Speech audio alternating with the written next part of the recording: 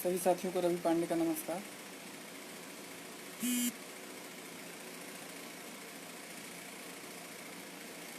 अगर कुछ लोग जुड़ गए हों तो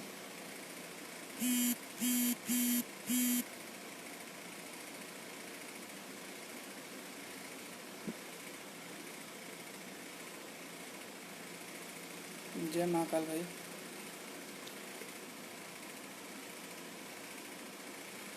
जय हो अंकित भाई। शेयर कर दीजिएगा इसको, जितने ग्रुपों में आप लोग हों शेयर कर दीजिएगा।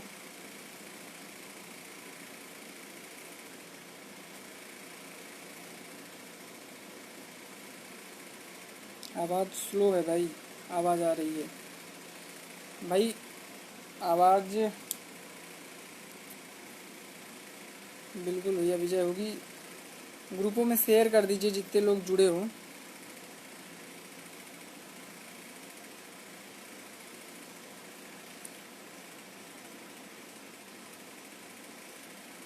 भाई पहले एक बार शेयर कर दीजिए, उसके बाद से चीज़ों को शुरू करते हैं फिर से। राम राम भाई जी।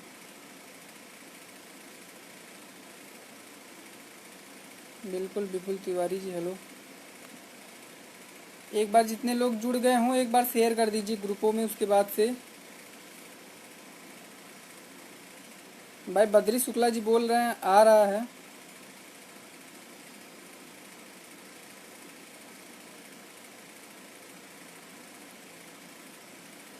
आप सबको भी भैया बहुत बहुत धन्यवाद। आप लोगों की बदौलत ही टीम, कोई भी टीम हो, लड़ पाएगी।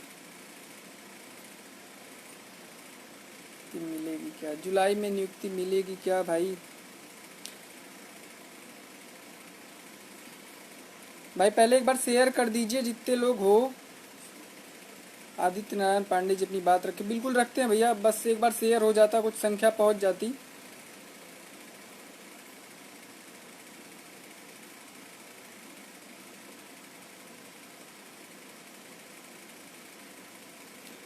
एक बार शेयर हो जाता। कर दिए हैं भाई, धन्यवाद भाई। रिजवी जी धन्यवाद भाई। हर हर महादेव आदित्य।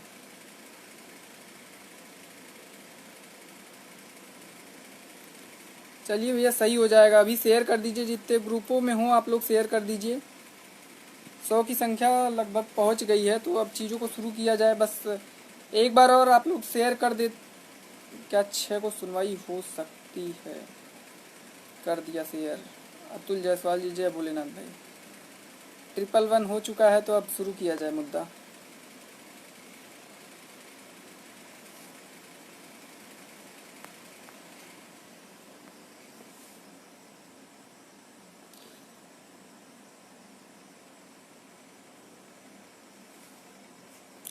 प्रमोद भाई भी जुड़ गए हैं। चलिए अब शुरू करते हैं। शेयर शायद हो गया होगा जब प्रमोद भाई जुड़ गए हैं तो।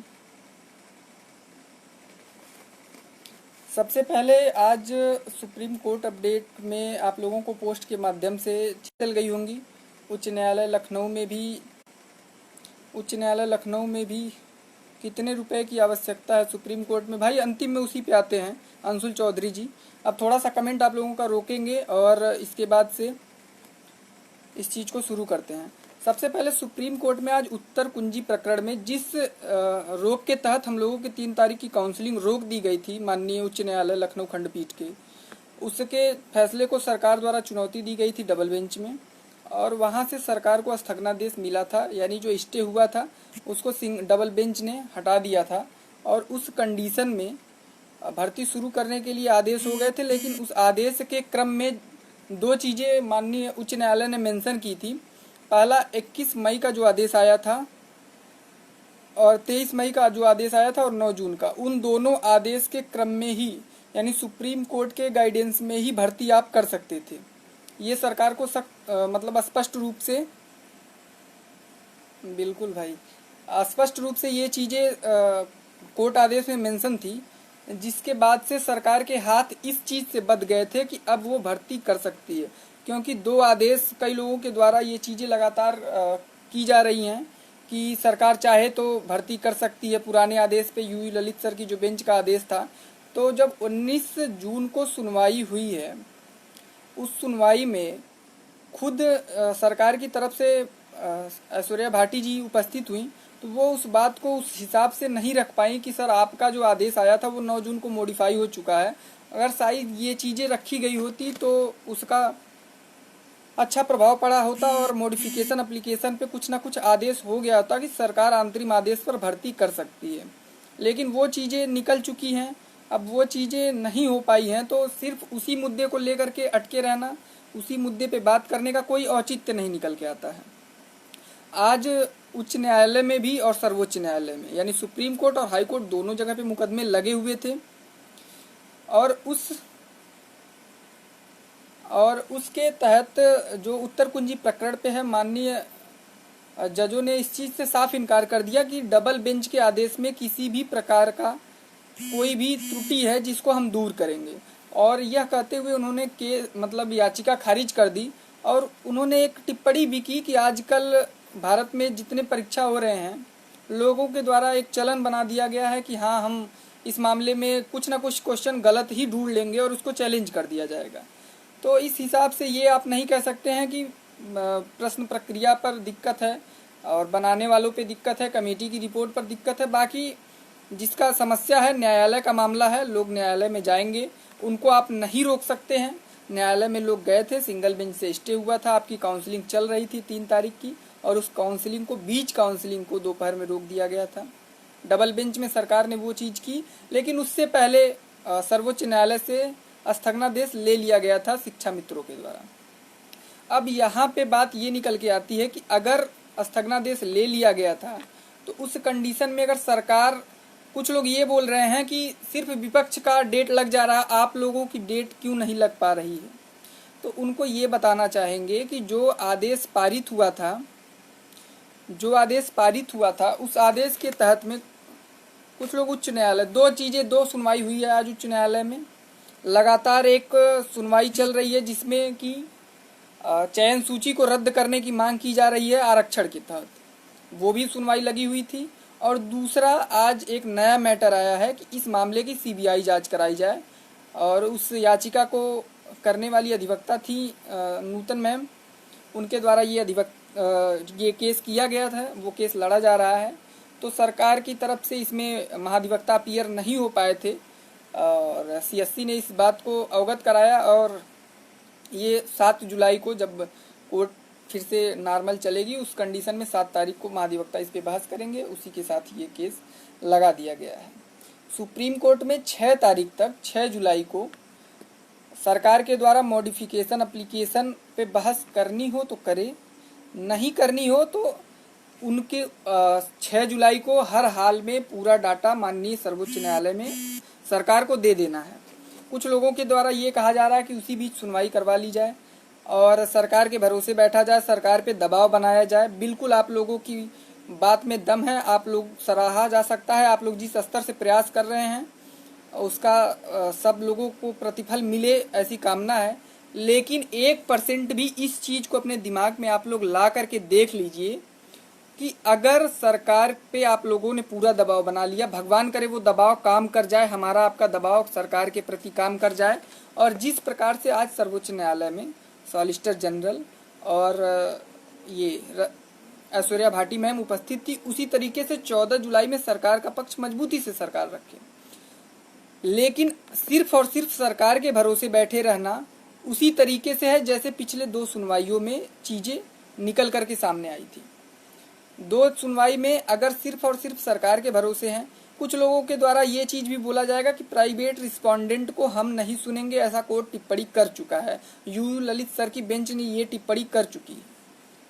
तो उनको भी बताना चाहेंगे कि आपके द्वारा अगर उसी हिसाब का अधिवक्ता, अगर आपके द्वारा उसी प्रकार का अधिवक्ता उतारा जाएगा जिसको कोर्ट संजीदगी से ना ले, सबको पता होगा कि सुप्रीम कोर्ट हो या हाई कोर्ट हो, वहाँ पर अधिवक्ता का क्या मोल होता। अगर अधिवक्ता का मोल नहीं होता तो कोई अधिवक्ता 30 लाख, 35 लाख, 25 लाख, 20 लाख ये फीस अधिवक्ताओं की ना होती, किसी भी अधिवक्ता को ले जाकर के आप बहस करवा सकते थे।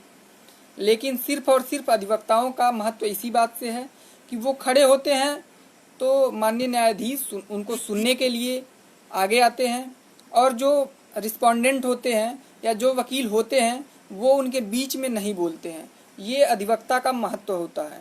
तो कुछ लोगों के द्वारा सिर्फ ये चीज़ें कि प्राइवेट रिस्पोंडेंट को नहीं सुनेंगे, ऐसा बिल्कुल नहीं है। एक बार सुनेंगे, लेकिन आप उस स्तर का अधिवक्ता लेकर के जाएंगे तभी वो सुनेंगे। आप ये कहिए कि बस हम किसी को लेकर के चले जाएं और 3 जजों की बेंच में अपनी सुनवाई करवा ले, और उधर से विपक्ष और उसके बाद विपक्ष से आपके पास इतने ज़्यादा अधिवक्ता हैं जिनकी फौज के सामने आपके अधिवक्ता नहीं बोल पाए, काउंटर को नहीं झेल पाए, तो उस चीज़ का कोई भी मतलब निकल के सामने नहीं आएगा। तो ये बात अपने दिमाग में बैठा लीजिए कि जैसा आपका सहयोग होगा उसी के अनुसार आप लोगों के अधिवक्ता वहाँ जाएंगे, उसी के अनुसार आपके अधिवक्ता वहाँ जाएंगे और आपकी बात रखेंगे। अधिवक्ता में दम होगा, कोर्ट सुनेगी। अधिवक्ता में दम नहीं होगा, कोर्ट नहीं सुनेगी।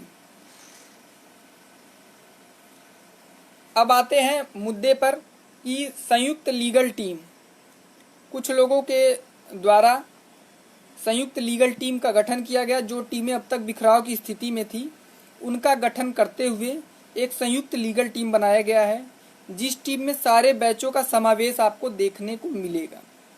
2013 बैच से इस टीम को लीड कर रहे हैं राघवेंद्र प्रताप सिंह सोमवंशी भैया, 2013 बैच से हैं।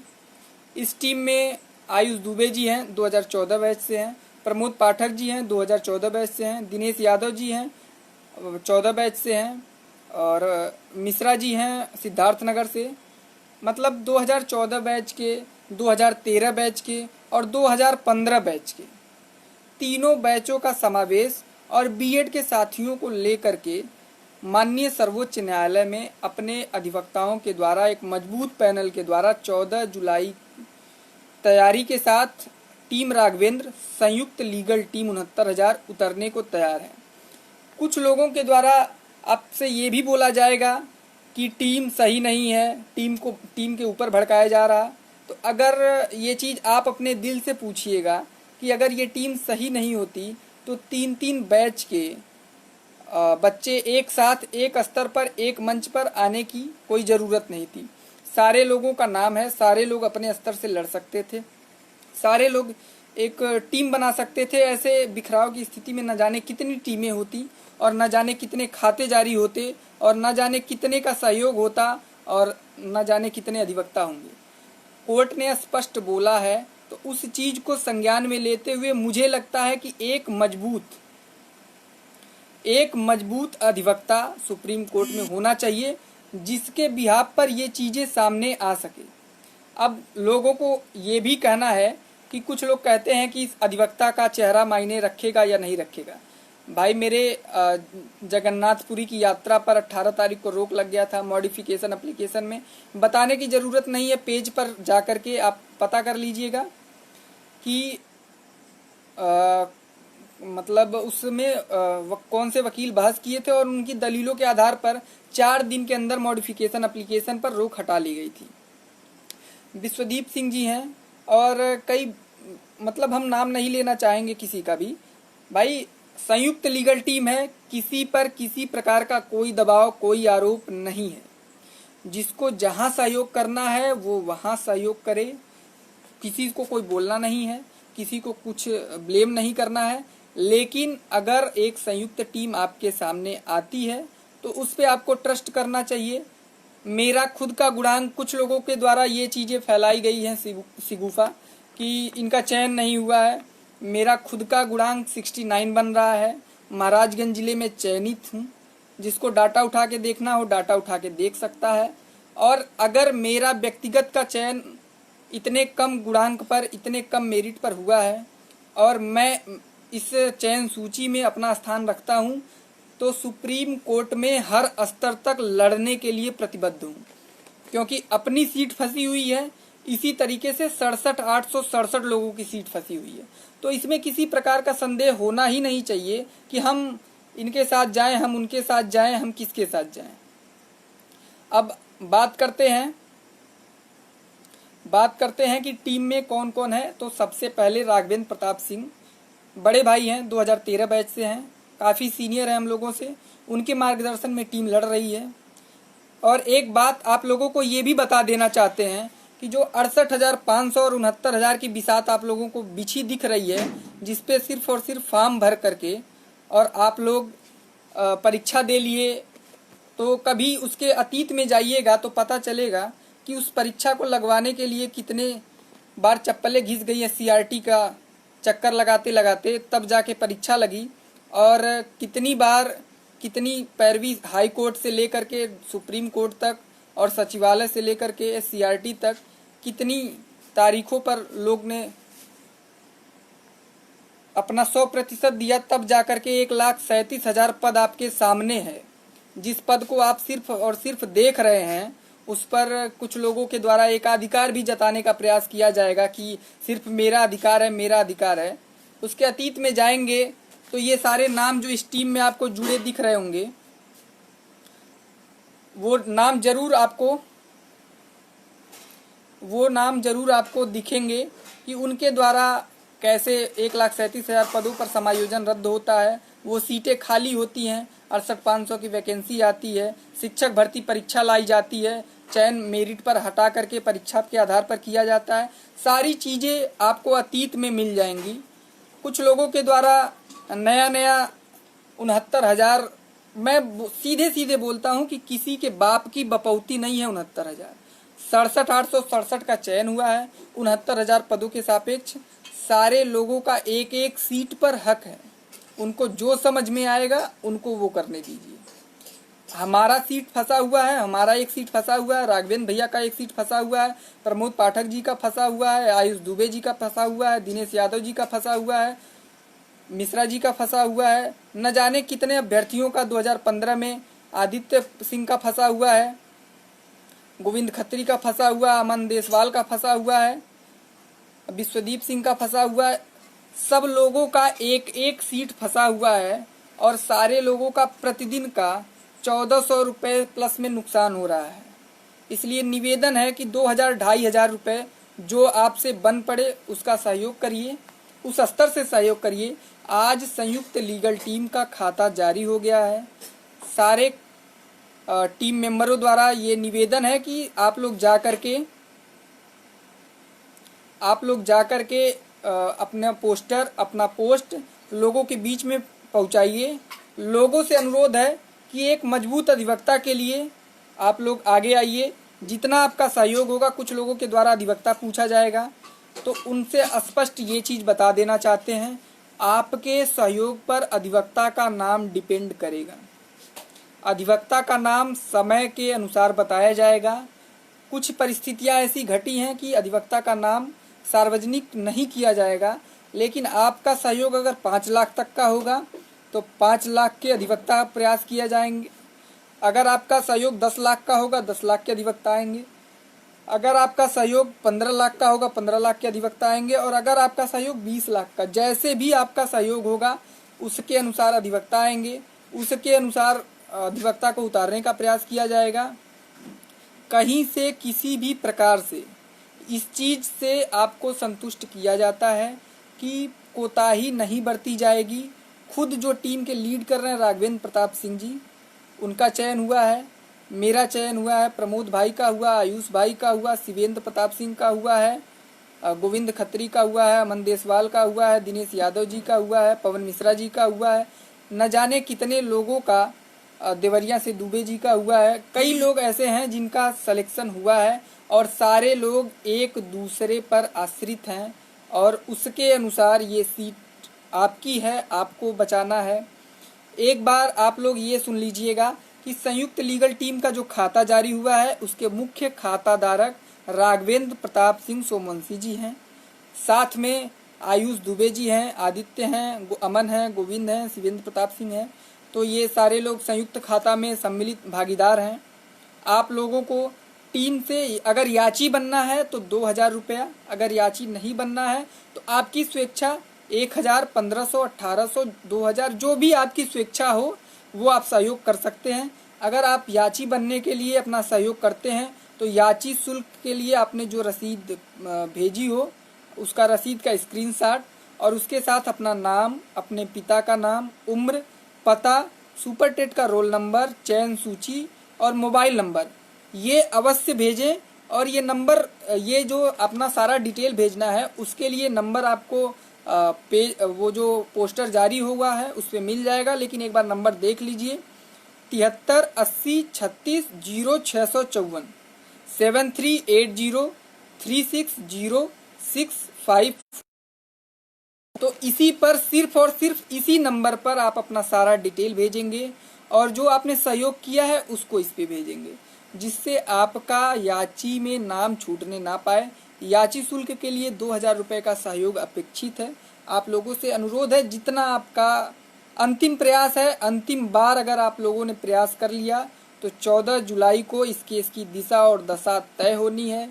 1 से 2 या मैक्सिमम 2 सुनवाई में लगभग केस फाइनल हो सकता है।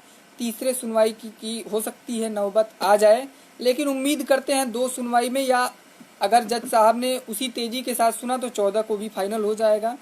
लेकिन तैयारी हमको पूरी रखनी है।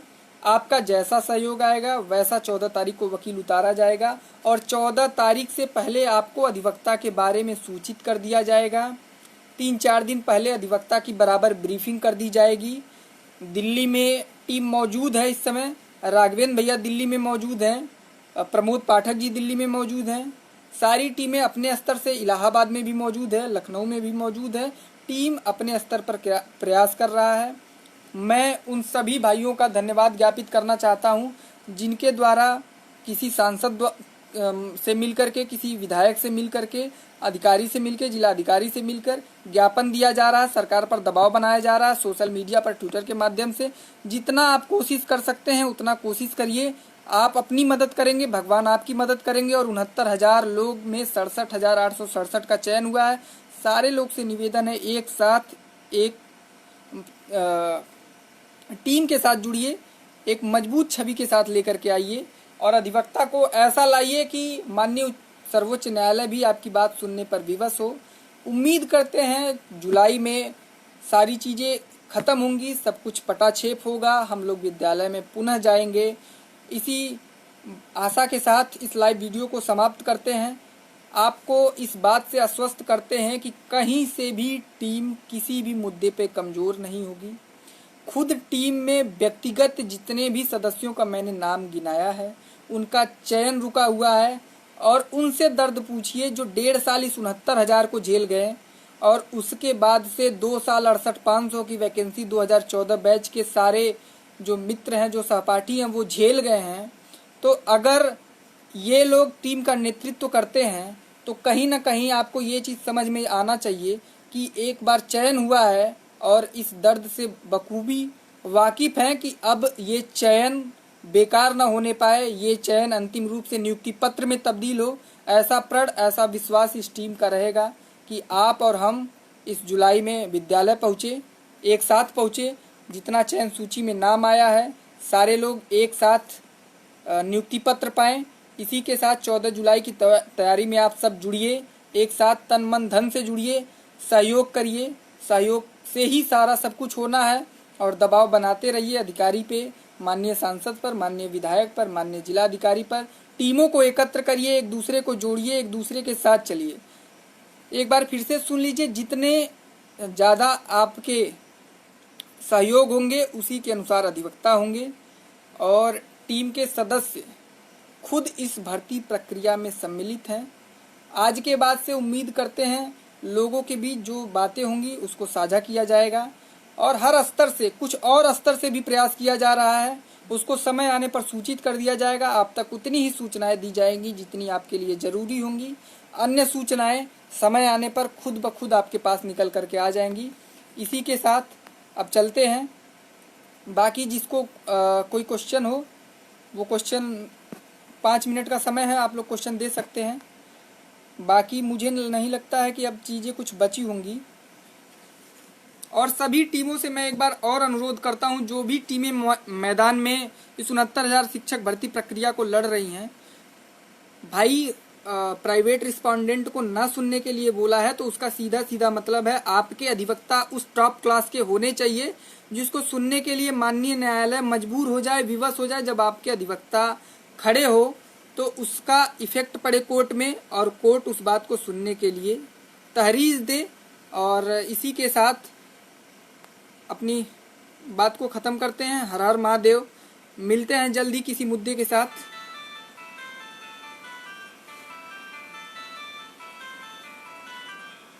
धन्यवाद भाई। सभी को एक बार फिर से नमस्कार।